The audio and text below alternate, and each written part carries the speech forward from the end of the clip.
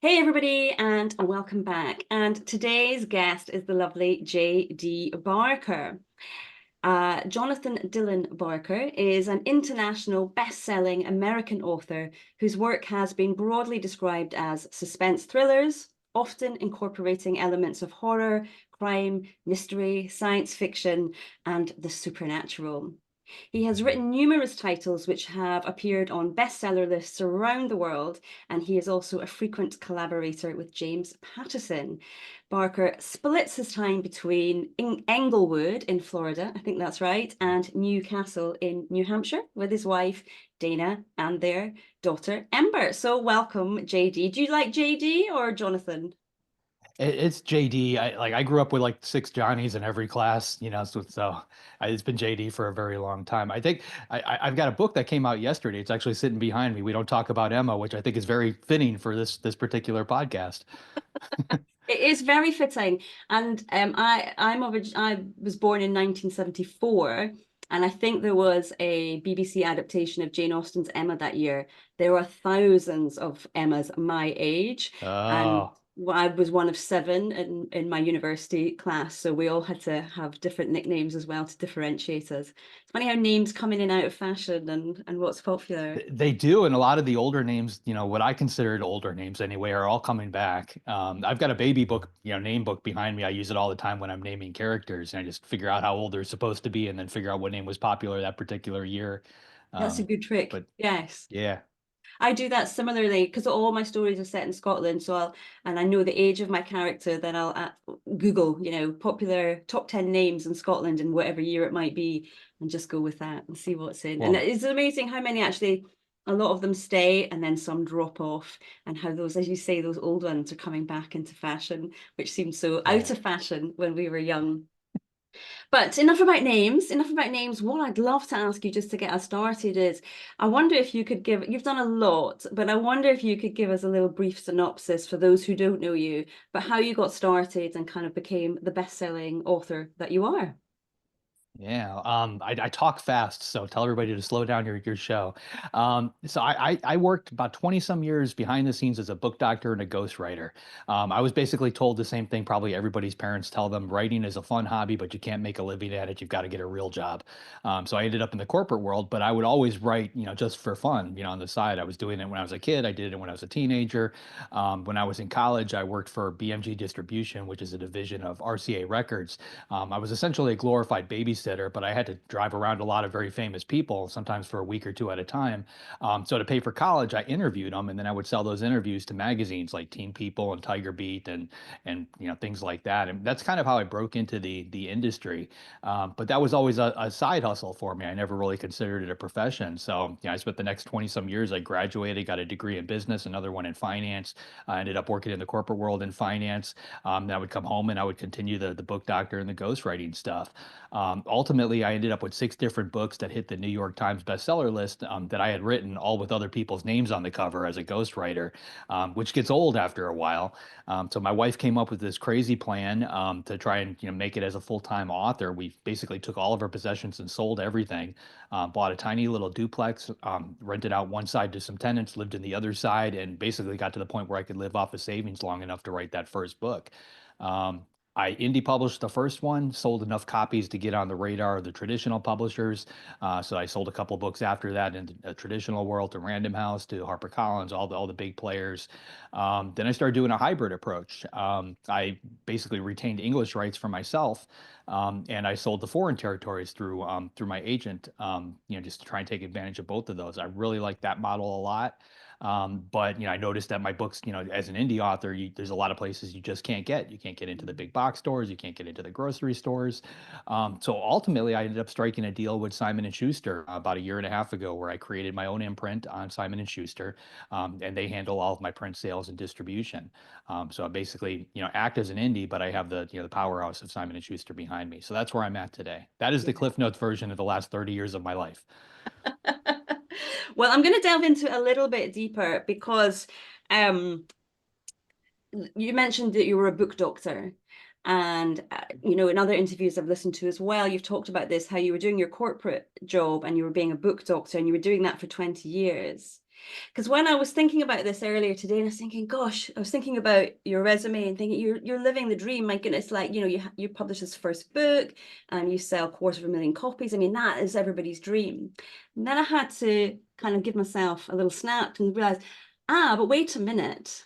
It might seem like an overnight success, but in actual fact, you'd been doing the do, you've been working as a book doctor, you've been practicing the craft, you've been learning about story and actually doing it for 20 years. So have I understood that right? Yeah, that's exactly how I was an overnight success, 2 decades in the making.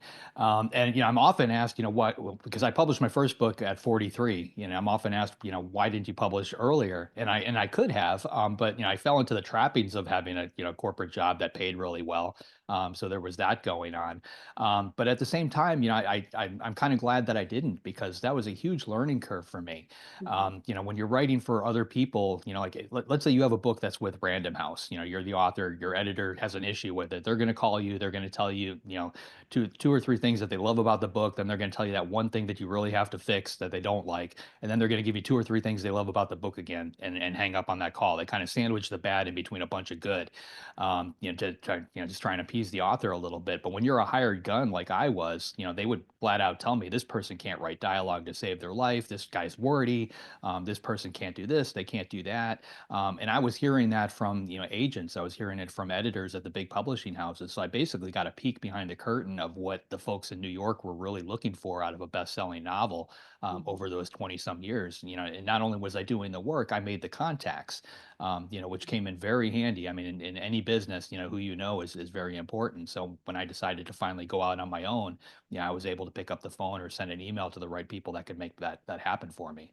mhm, mhm. And I just wanted to, for our listeners, our viewers, I just wanted to really emphasize that behind every overnight success, there is a lot of work that goes on to practice, to understand, to get to grips with, to hear that criticism, maybe of your own writing, but also of other people, and not take it personally, and to fix it, and understand that that is part of your kind of degree, if you like, in novel writing. It's how you learn.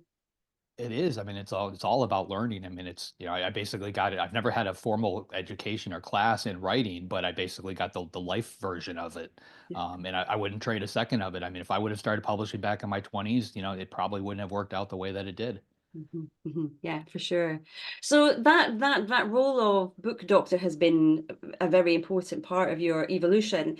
But I was curious as to how do you get that role in the first place? Was it through doing the newspaper work in your student days? Yeah, I sort of stumbled into it. I'd been reading my entire life. I grew up without a TV in the house. I always had a book in my hand.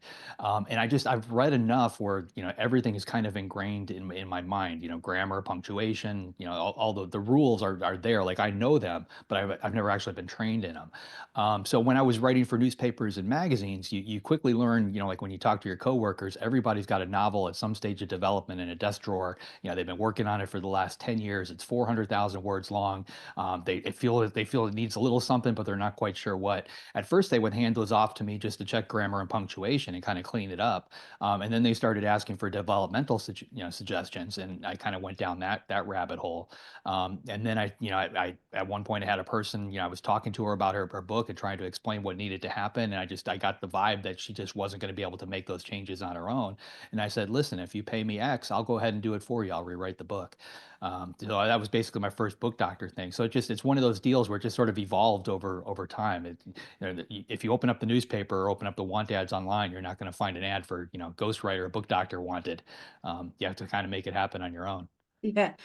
Okay. It's sort of I've talked to Jenny Nash, who is a book coach, and she's got Author Accelerator, and again, it's something that she sort of fell into because people would ask her, and she found it was something she was good at and a niche, and kind of it evolved from there. But yeah, it's a shame that there isn't a kind of. It always sounds like a really interesting job to be able to take somebody else's manuscript and help them make it better to something that they want it to be.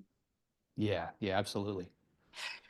So my audience, our listeners, they're predominantly newer writers, either writing their first book or they're trying to muscle through their first couple of books. But one of the sort of concerns or the struggles or the things that they battle with is always time management, and that comes back again and again and again. How do you find the time to write? And so we've just been talking about when you were in corporate and being a book doctor, clearly you had to find that time to do that work. And I wonder if you can kind of think back to those early days, and how you sort of managed your day, or how you managed your time in order to allow you to do that. And then maybe what your routine is now. Yeah, so back then I always found the time to write. It didn't matter what was going on. I mean, I was a chief compliance officer at a brokerage firm, which is very similar to being a lawyer. I put in 60 to 80 hours a week, so there wasn't a whole lot of free time, but I would squeeze out whatever time I could. So if I was standing in line at the grocery store, I'd have my phone out, I'd key in a couple of words there, pumping gas, my lunch break, and anything that I could find, I would do. My goal when I was doing that and trying to write a book at that particular time was to get 200 to 300 words a day, which isn't a lot. And if you think about it over time, that's basically a novel in a year. So that was kind of how I convinced myself to do it. And I find that writing is very much like going to the gym. Like the more often you do it, the easier it gets and the better you get at it. And if you stop for a couple of days, all of a sudden you backslide and you have to kind of work your way back up to it. So if you're Yeah. hitting 200 words a day, it's very easy to bump that up to 250, bump it up to 300. I did a couple of little things back then that I learned that kind of helped me do it, though. I noticed that if I wrote in the same place every day, that was very helpful. I think a lot of this stuff is a Pavlov's dog kind of reaction. Like your brain, like you want to do things that tells it, okay, now it's time to write. One of the other things I still do today is I listen to a thunderstorm soundtrack with noise canceling headphones. So the second I hear that sound in my head, my brain immediately goes into writer mode. One of the most useful things I did back then that I still do today too is I always stop mid sentence when I'm done with my writing. I always know what's coming next, and I find that I don't spend time worrying about it. My brain continues to work the story, and when I sit down the next day to write, I just kind of hit the ground running. And initially, I tried going the other route. I would sit down, I have these marathon sessions, 2 to 3, 6,000 words, whatever it might be. Kind of squeeze the water out of the rock, and I was just exhausted at the end of it. I had no idea what I was going to write next because I kind of laid it all out there on the line. The next day, I would sit down and stare at a blank screen for an hour or two, trying to figure out what to do. And I quickly realized that just wasn't sustainable. But doing the other method, always knowing what comes next before I get up out of my chair, that worked for me then, and it still works for me today.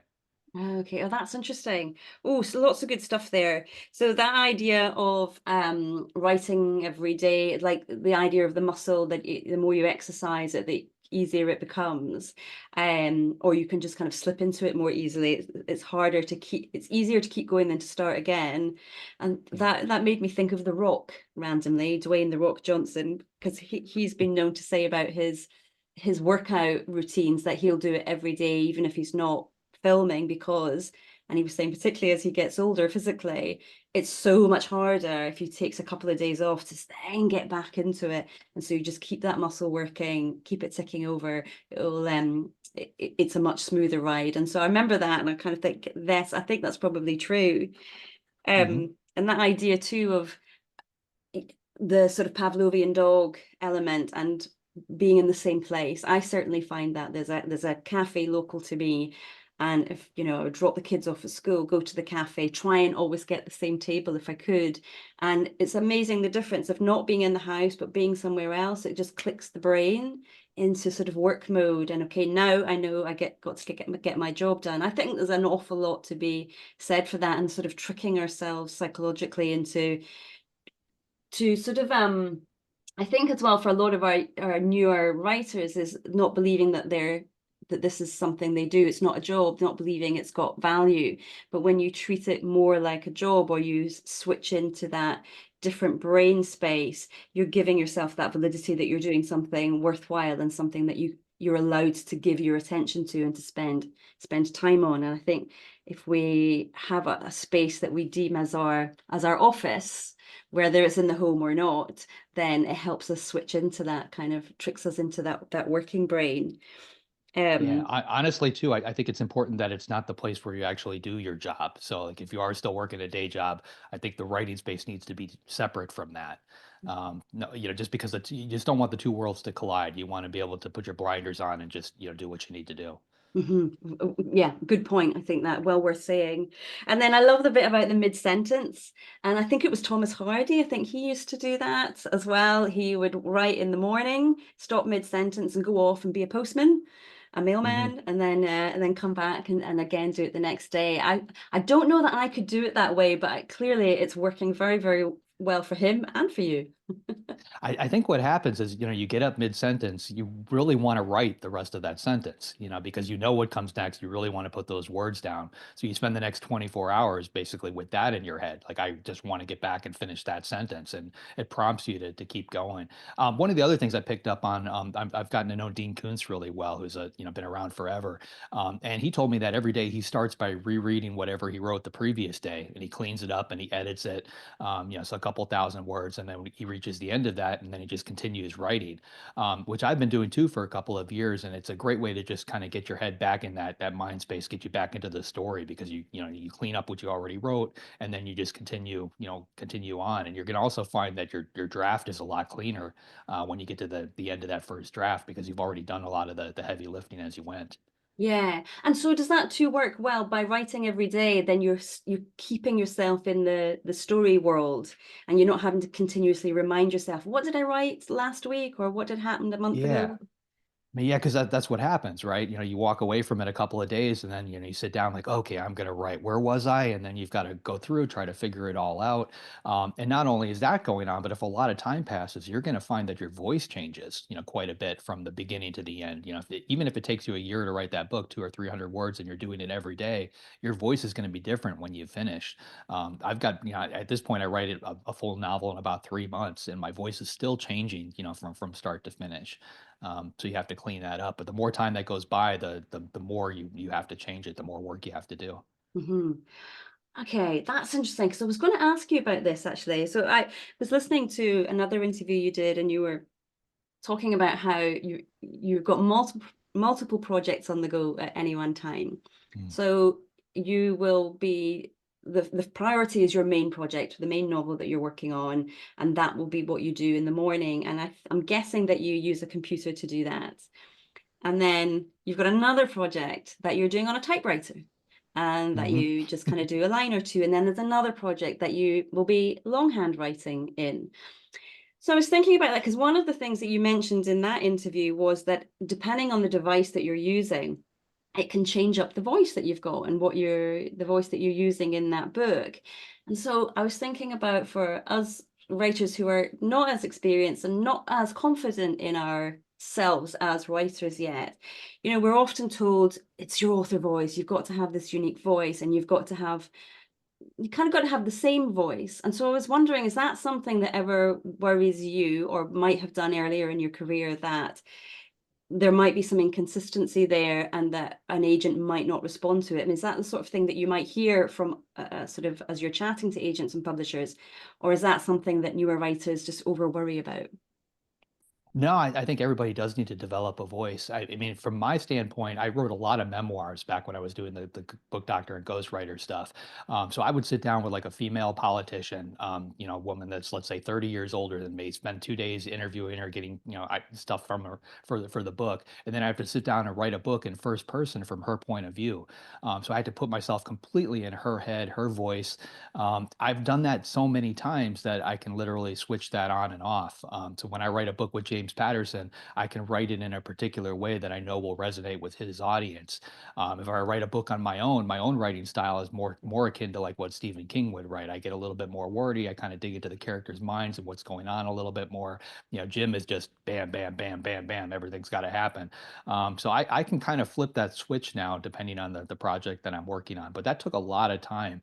I work with a lot of authors. I mentor a lot of people, and what I've typically found is everybody's got to write roughly about 500,000 words before they really stumble onto their own voice. Usually, everybody that starts off, they start writing, they try to emulate whoever they read. They try to sound, if they're reading, Nora Roberts all the time, they're going to try to write like Nora Roberts.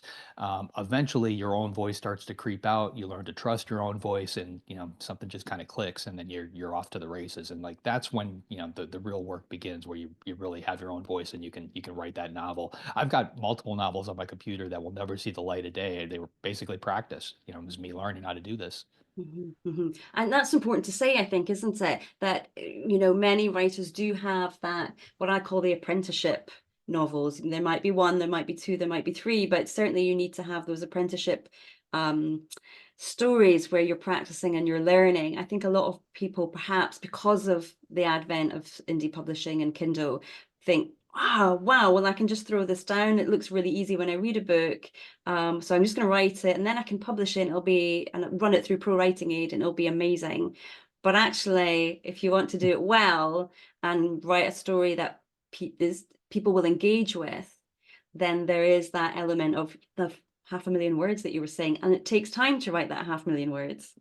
Well, it's no different than any other profession. If you go to med school, they're not going to just take you right out of the classroom and, set you in front of the operating table, give you a pat on the back and walk away.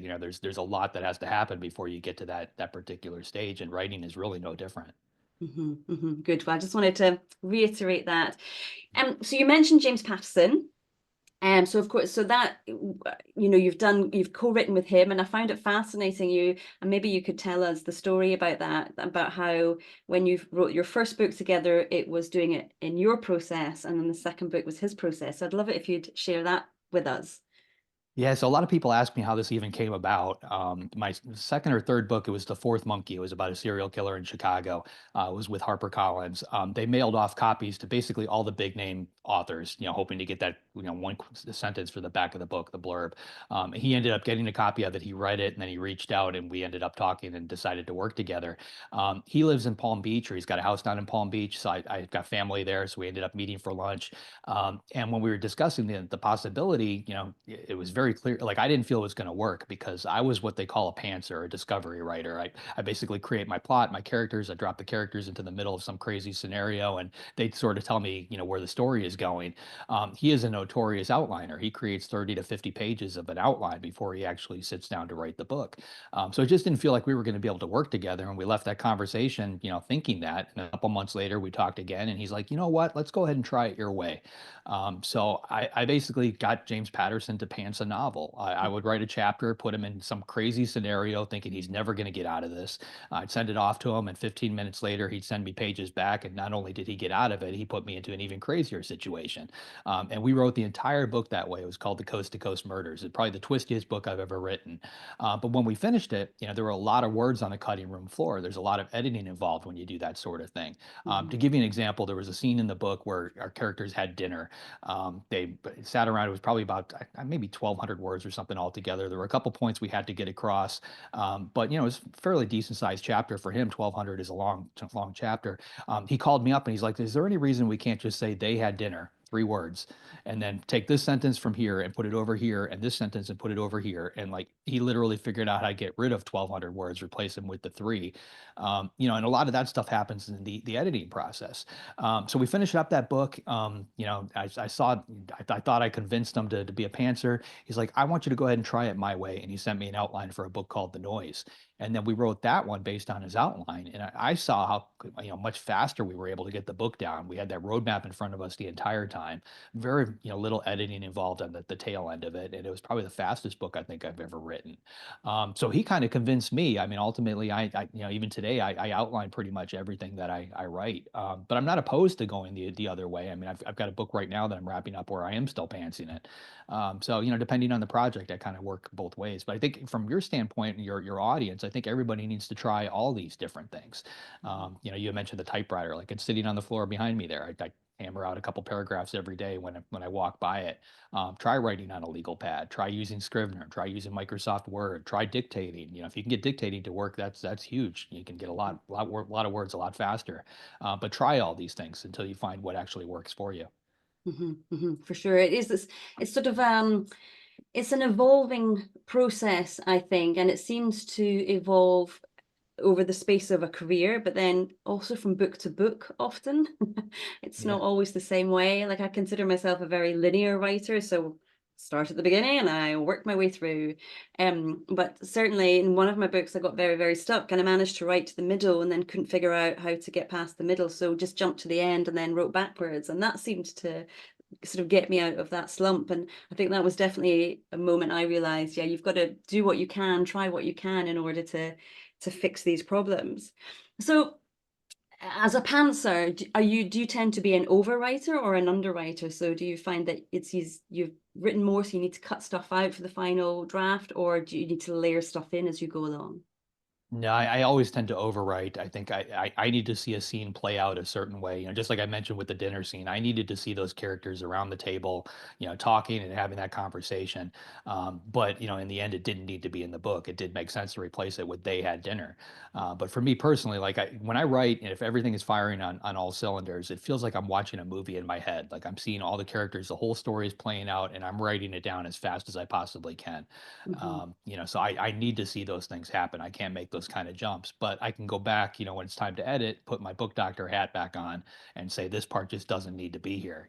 As much as I love this paragraph, this chapter, it can go, it can be replaced by this. And it's almost like, a good piece of steak, you've got to trim the fat away before you throw it on the grill.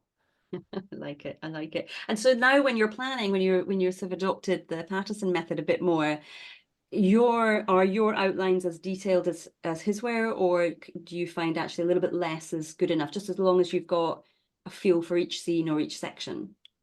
Well, if I'm pantsing or doing the discovery writing thing, I tend to come up with something that's gonna, from my beginning, something that I want to see happen in the middle of the book, and I come up with an ending. So I at least have some kind of benchmarks, that I can follow. And those things may change, 100 times by the time I get to the end of the book, but it's good to have that destination in mind. Mhm. But when I'm plotting out an outline, my outlines are pretty much the same as what he would write, because he taught me how to do it. So I end up with 30 to 50 pages, plot out every particular detail. I like it a lot more, mainly because if I want to make a change, it only, like if I want to take a character out, I realize a character is not working. It takes me 3 minutes, to take them out of an outline and be done with them. If I had to take a character out of a book, where I was three-quarters of the way through the writing process, that could be, a couple weeks, it could be a month. It's a huge ordeal. And what I've been finding is that, the brain power that I used to spend, trying to figure out what comes next in a book when I was doing the discovery writer thing, I now use that same brain power to figure out, how do I take what comes next and make it better because I know what comes next. I have the outline. So just all around, it seems to work better for me. That doesn't mean it's going to work the same for everybody else, but they should try it. Hmm. Great example of that evolving process and finding something that works. So you obviously enjoyed the experience with Patterson, because you're now kind of passing the torch, if you like, and how he helped you, or helped, not helped you, but showed you a new way, or kind of you work together. You're now doing that with newer writers coming up through the ranks, namely Yeah. Christine Daigle, who I read Heavy Are the Stones and thoroughly enjoyed that. But you've also written E.J. Findorf as well with him. So how does that? I'm always curious about the physicality of that. How does that actually work in practical terms? So with James, it sounds like you'd write one scene, he'd write the next, or one section, he'd write the next, and you'd sort of go back and forth. Is that the same process that you have with Christine and EJ? No, with them, it's been a little bit different. Christine is a good example because we wanted to write a serial killer novel. I wanted a psychological element to her, to the story, and she's a neuropsychologist in real life. So I can fake my way through that sort of thing. I can do a bunch of Google searches, I can read some books, watch a couple of documentaries, and I come up with something that's believable. But having a real neuropsychologist in the writing room with me, like that authentic voice, you can't beat that. But what I've been doing, like I mentioned that I used to mentor a lot of authors. I had to charge for that, and I always felt icky about it. But like, it's a huge time suck. But I like the fact that I was helping people, and charging, kind of eliminated the people that weren't serious. So it did work at a certain level, but I didn't like charging people. So ultimately, when I decided I was going to do co-authored projects, I flipped that entire model on its head, where I basically walked them through the same learning situation that I did before, but I pay them to write the book. So I basically hold their hand through the entire process. We come up with the title, we come up with a tagline, we come up with what I call the backup book blurb, 200 words describing what the book is going to be about. We do all of that at the very beginning because I feel it's important to just kind of, know exactly what kind of story we're writing, what that story is going to be. Once we get that, I walk them through the outlining process from beginning to end. And then we hone the outline, we tweak it, we get it just right. Once we finish with that, I walk them through writing that first chapter, then the next chapter, and the next chapter, and I just kind of hold their hand through the entire process.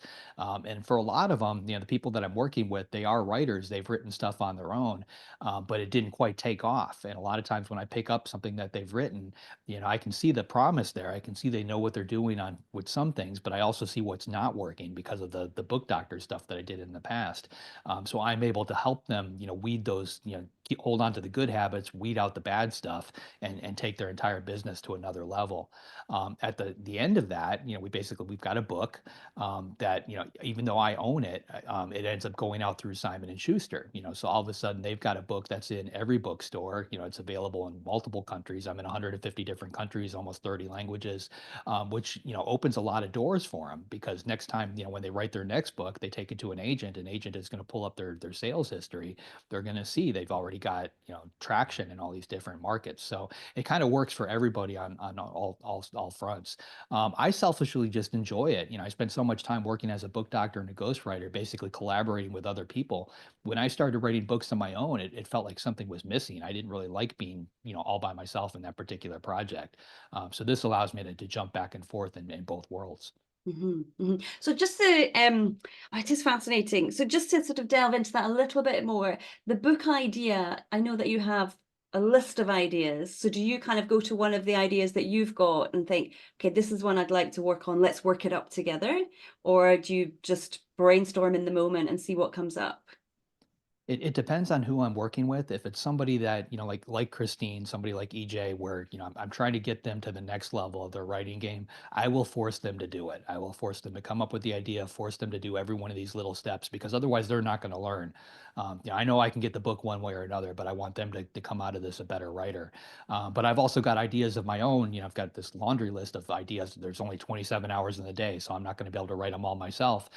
So I've got other situations where I've got somebody that I have worked with a couple of times. I know they can write a book. I can hand them an outline, I hand them an idea, and walk them through it, and we can get that done too. So at this point, I've got 12 books coming out over the next 12 months. I've got a lot of them, and they've all come together in different ways.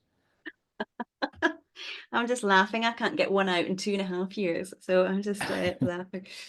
Um, so that okay, so the idea comes and you do that preliminary work to know what the book is going to be about, and you get that 200-word blurb, and then you sort of give them direction on the opening chapter, chapter 2, etc. So do you sort of talk about, let's say, the opening chapter, what we're going to see, what we expect, and then say to Christine, for example, okay, now you go and write it? Or does she write it and then you go through it and say, okay, can you see we need to move this, or this isn't working, or why this is working?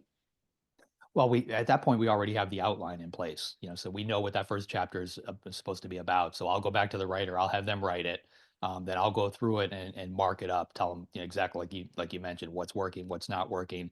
Then I'll hand it back to them, and like I could easily rewrite it and move on, but like that's not going to help them. Mhm. So I give them the document back with all my notes on it, and have them rewrite it. And we'll keep going over that first chapter 5, 10 times if that's what it takes to get it to where it needs to be. But I will get them to the point where they're writing a strong bestseller type text. Wow. So really it's like, personal coaching with a top author. It's amazing.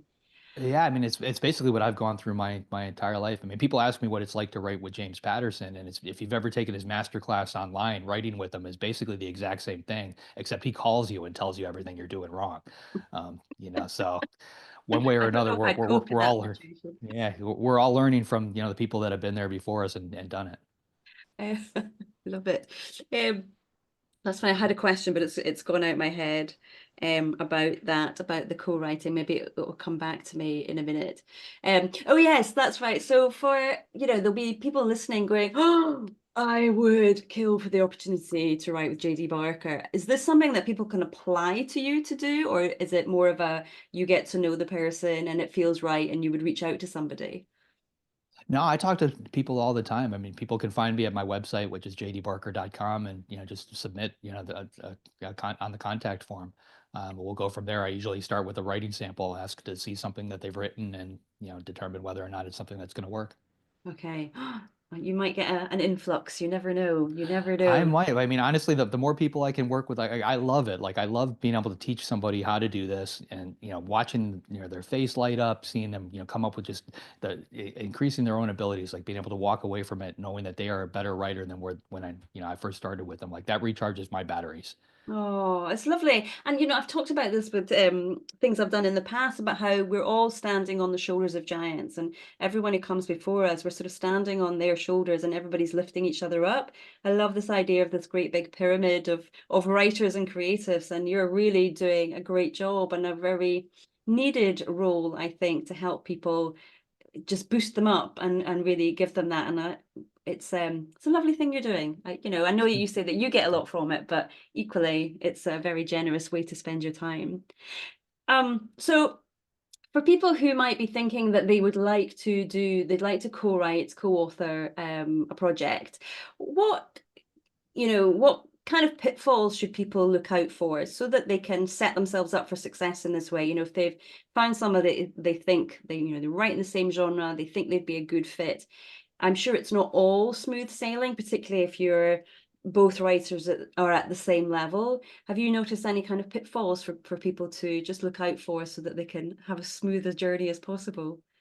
The easiest way I can explain it, it's almost like cooks in a kitchen. You've got two people making breakfast at the same time. If you're both trying to make eggs at the same time, it's a problem. But if one person is making bacon while the other one is making eggs, everything works. So typically, when I pair up with somebody or other people do, I think it's important you sit down, figure out where everybody's strengths are, where your weaknesses are, and then kind of divide and conquer. Because that's the point of the whole thing. You don't want to step on each other's toes. Okay. That's very important. So you're not in finding your writing partner, it's not someone who enjoys and is good at the same things as you, but actually has a skill that is a counterbalance to you and will complement your own skills. I think so. For me, I think Mhm. that's when it works the best. That makes sense. That makes sense. So we mentioned Heavy Are the Stones, which, as I say, I really enjoyed. And I loved all the biblical references in that.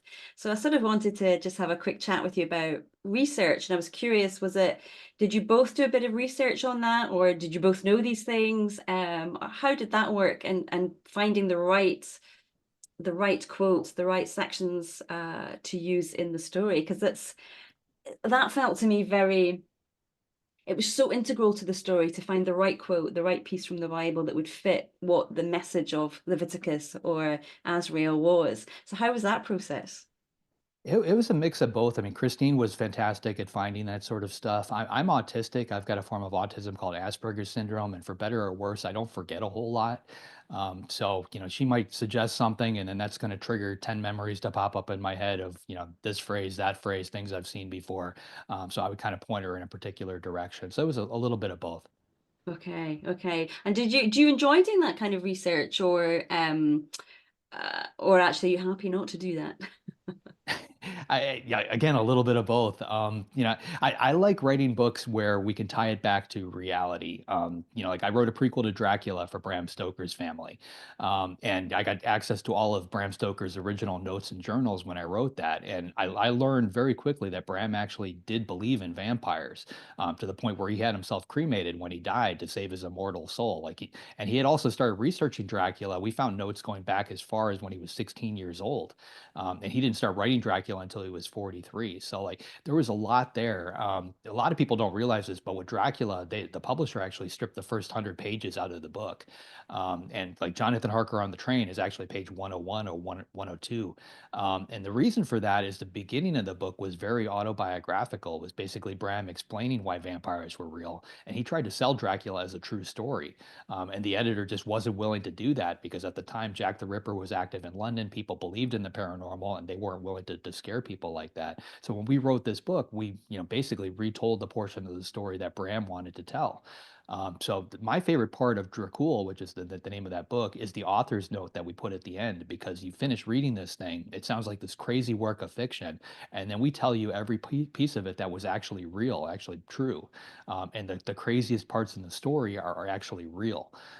And that takes the reader down this rabbit hole. Not only do they close the cover on a book, but now they're thinking about it. They're on Google, they're searching, and like it's an experience that just keeps going and going. I just did it again. I've got a new book coming out in May called Something I Keep Upstairs.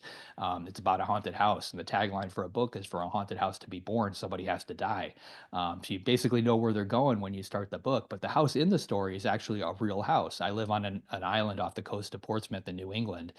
Right off the coast of our island is a tiny little island that has one house on it. It's a white house with a red roof. It's about a quarter mile out. You can see it from the beach, but you can't really tell what's happening out there. And I dug very heavily into the history of that house and pulled in as much of reality as I could into the actual story to explain why it's a haunted house to begin with. And I know, just the way the readers' minds work, they're going to jump on Google. They're going to realize a lot of the craziest parts of the story are real. And I love doing that. Oh, so okay, so there are definitely are times when it grabs you, piques your interest, and you're in, you're full on in. Yeah, I mean, in real life, the house has been renovated and they turned it into a museum. And I know the guy who was in charge of that project. And I've been out there over, this has gone on for about 4 or 5 years now. So I was there at the very beginning. I've seen it when it was finished. But the first time I set foot in that house, I don't necessarily believe in the paranormal. I'm smart enough to understand there's a lot I don't understand. But I had this weird feeling in that house, like something just felt very off about it. And then I started to research the history and I realized that the island the house is built on was a yellow fever quarantine zone. They used it as a prison during the Spanish American War. Back in the 70s, they found two bodies buried on the beach. And in today's world, they still haven't identified those people. So, like, there's a huge history there. And it's, it feels like it's ingrained in those walls. It's in the sand on the beach. It's there. And like you feel it when you step through the door.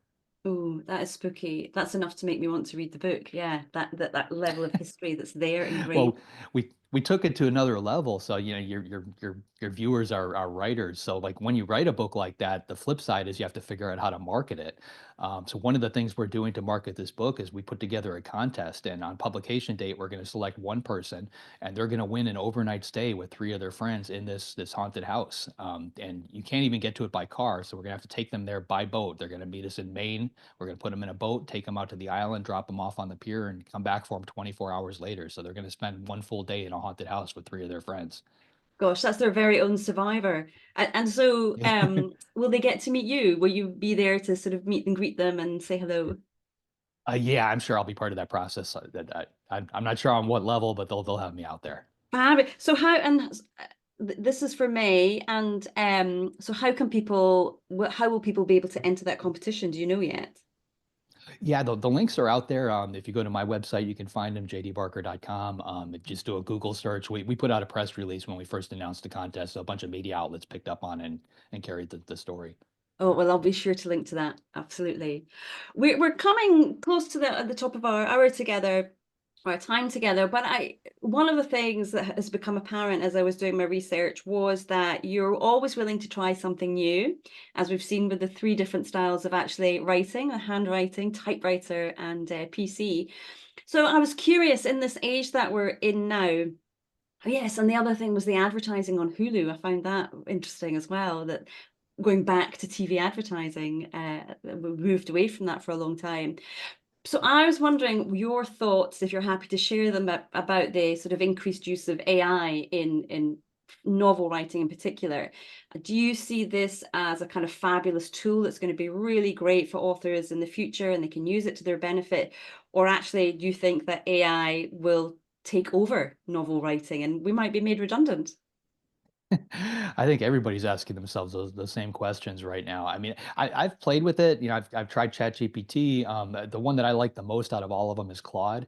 But these things change so quickly. But they all kind of give me the same vibe. Like I can use it for certain things. It's fantastic for creating the back of book text. I could drop the whole novel in there, tell it to sum this up in 200 words for the back of the book. It'll give me something that I can edit and clean up and save me a little time.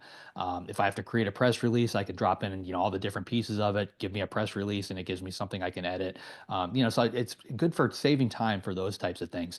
But if I want to brainstorm a novel, it's almost like talking to an encyclopedia for me because it's not capable of coming up with an original thought. It can only regurgitate what it's been taught, Mhm. which is essentially everything that's already been done before, which is not exciting to me. Like for an AI, 1 plus 1 always equals 2. If you're writing a thriller, you need to make 1 plus 1 equal 3.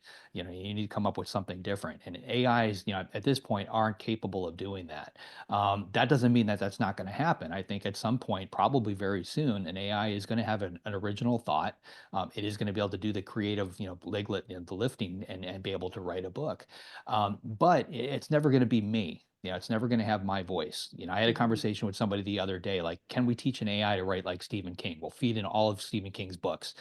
That wouldn't work because, yeah, you could put all Stephen King's books in there, but if you wanted it to actually write like Stephen King, you would have to feed it every experience that Stephen King has ever had over his lifetime and put that in there in the proper order, get the emotional reactions to each of those experiences. Like we are, the sum of all of our parts. So, an AI might be able to write a book at some point. It will probably have its own voice when it does that, but it's not going to be my voice. So from my standpoint, I'm doubling down on that. I'm doubling down on my voice, the fact that I'm just different, and my brand. I'm very big on branding, to make sure that I stand out above everybody else. So I focus on those things as much as the writing. Yeah, yeah. Yes, thank you for that. It's always interesting to kind of hear people's take on it because it's such a hot topic at the moment. But yes, brand, if we had another hour together, I would love to talk to you about brands and getting your name out there and all that fun stuff that comes after you've written the book, because I know you've got a lot of experience there too.